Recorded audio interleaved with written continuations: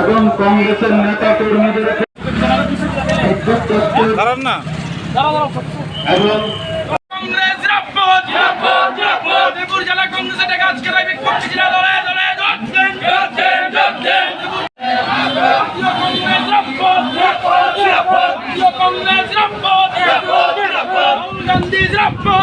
আজকে আমরা প্রদেশ কংগ্রেসের কর্মসূচির অঙ্গ হিসেবে উদয়পুরে জেলা কংগ্রেসের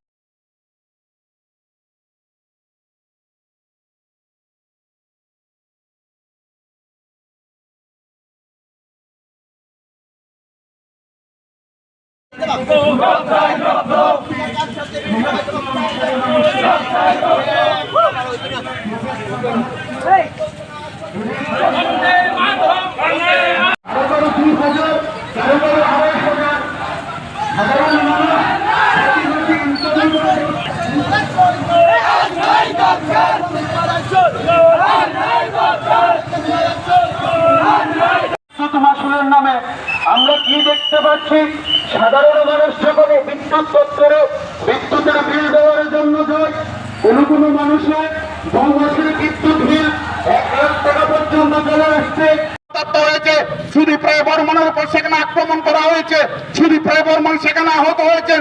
শুধু সেইটাই ঘটনা নয়, আমাদেরকে সেখানে মিথ্যা মামলায় সেখানে ফাঁসিয়ে দেওয়ার সেখানে ষড়যন্ত্র হয়েছে, মিথ্যা মামলা সেখানে রুজু করা হয়েছে। সেটা কি প্রমাণ করে? সেটা প্রমাণ করে এ রাজ্যে সেখানে গণতন্ত্র সেখানে বিপন্ন, গণতন্ত্র বিপন্ন।